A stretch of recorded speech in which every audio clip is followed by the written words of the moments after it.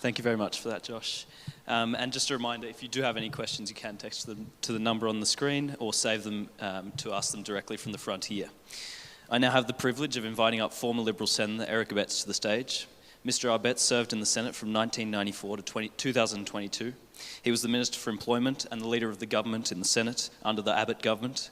Mr. Abetz also served under various other roles under the Howard government, and he has consistently displayed a willingness to stand up for what's right in the face of adversity, being an ardent defender of the sanctity of marriage and of life. In this, he has consistently displayed his commitment to Christian values and to Christ-like leadership. Mr. Abetz will now be speaking on what it is to be a good Christian leader.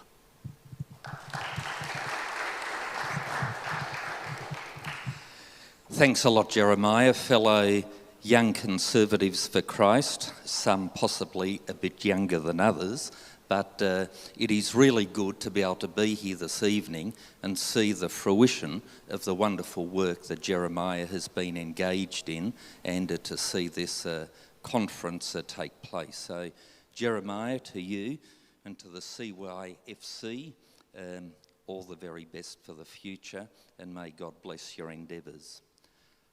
I have a funny feeling that this organisation would have in fact been welcomed by Robert Menzies. He would have had no difficulty in identifying with YCFC. Too often airbrushed out of Australian history, and indeed the Liberal Party's own history, is the fact that Robert Menzies was the son not only of a Presbyterian minister, but whilst he was at university, he was the president of the Christian student group on campus at Melbourne University.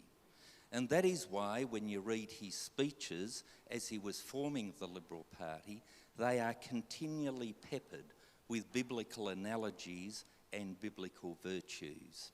Indeed, when he set out the 17 founding principles of the Liberal Party enunciated in We Believe, he bookended them with, first of all, with referencing the crown being the unifying symbol for our nation, keeping in mind that the crown, as we have it in our country, as was witnessed during the coronation, the king, what did he say when he was called upon?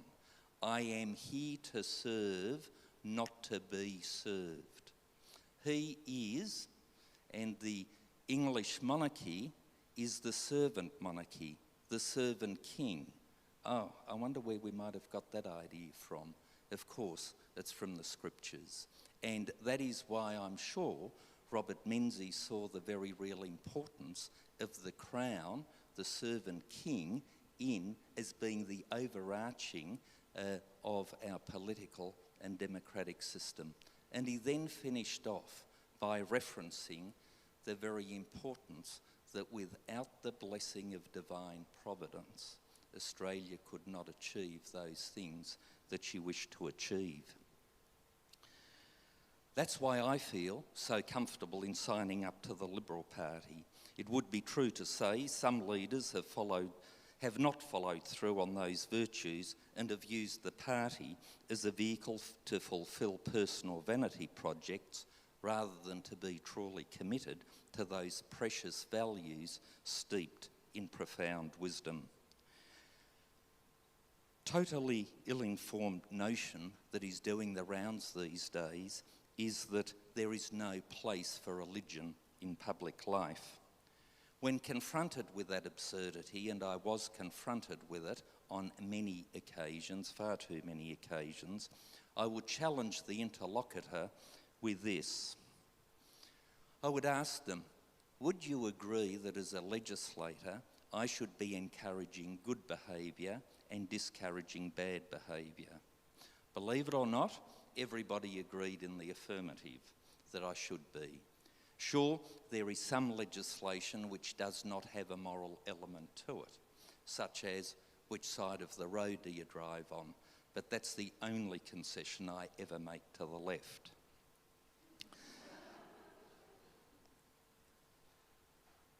So the next question becomes, where do we get our concept of good or bad? Morality. Where do we get our morality from? And that then begs the question, where do I get my sense of morality? What is the foundation of my belief system informing that which is good and bad? For me, it's pretty simple. It's the Judeo-Christian ethic. I then ask the interlocutor, what is their foundational belief? There usually follows a very awkward long silence with a floundering explanation. I then ask, if I have to leave my Christianity at the doors of Parliament House, do they have to leave their value system at the doors of Parliament House as well? If so, how could we decide what is good and bad? Which brings me to the point which usually confronts these people when I tell them that in fact we all have religion, whether we like it or not. Religion being our foundational values. I can express mine quite confidently as being the biblical worldview, which is consistent and coherent. My interlocutor then usually struggles to express theirs. But I don't let them go. I push the point further by asking, what in world history has their worldview achieved? Mine, or ours, has achieved charity, hospitals, education, welfare, arts, the rule of law, democracy. And keep in mind democracy, equality before the law, all those values, virtues are based on the principle that we are all equal before God and made in God's image, and therefore we all have the same inherent value.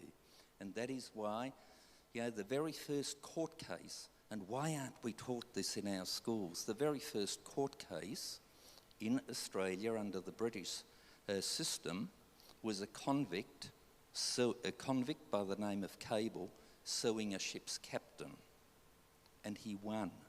That is a wonderful example of equality before the law, which we have inherited in Australia. I understand that while I had the privilege of serving, that I was standing on the shoulders of our Australian forebears who had built a great country and society on biblical values. It brings me to the point, then, of how are the biblical principles to be applied in public life. First, there's the personal conduct. The personal conduct should be Christ-like, steeped in biblical wisdom. For those that observed me, you may well have observed many shortfalls in that regard. We should serve and commit to service above self. Double-dealing and saying one thing and doing another should not be in our quiver. Keeping commitments, even if it hurts, is what we are called to do. That's on the personal front. On the public policy front, it similarly requires strength and discernment. Let me take the example of an assault. Our statute books has assault as a crime. Yet as an individual, I'm called to forgive and turn the other cheek. Society, however, needs to punish.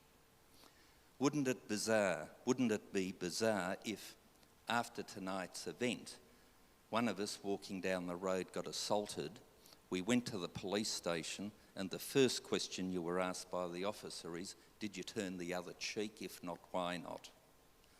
We would have anarchy in our society.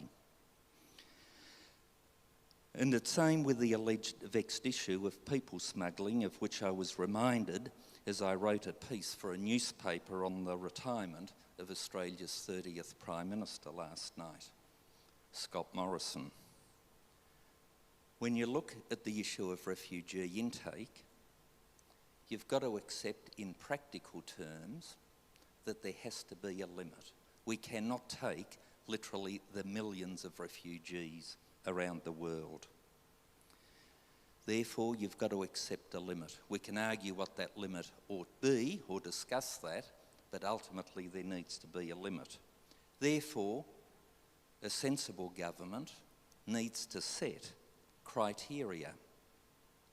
And I would have thought the best criteria would be the person most in need. Pretty simple and pretty fair. Because you have money and engage criminal people smugglers to gatecrash your way into Australia should not somehow allow you to jump the queue in front of the penniless refugee that has been waiting in a refugee camp for 20 years for placement. And I've personally visited and seen such people. And do you know what their question was when I visited some years ago? Why do you allow the criminal people smugglers to allow people into your country? And that is what people who had been waiting for 20 years for placement asked me. Can I say, as a Christian, you've got to listen to that and not give in to the shallowness of some of the discussions that unfortunately take place. Same with our welfare system. Our welfare system should be a safety net and not a hammock. And so you need wisdom and discernment as to where you draw the line. The virtues of self-reliance, not being a burden on others while helping those in genuine need, are Christian virtues which have built our country and our Western civilization into the most humane ever. The Marxist and other dictatorial regimes have a legacy of torture and extrajudicial killings. Why? Because they cannot countenance an authority beyond the state or the party. The state or the party is the ultimate authority for them. For us, it is a transcendental authority which is higher than the latest poll or caucus ballot, which provides the compassion and care and consideration for others, which is so lacking in other regimes and which are not guided by biblical virtues. That said, I acknowledge those virtues are being horridly undermined within our society by cancel culture, which is both destructive and provides no genuine alternative. Friends, a few thoughts for your consideration in Jeremiah and group. God's blessing to your endeavours.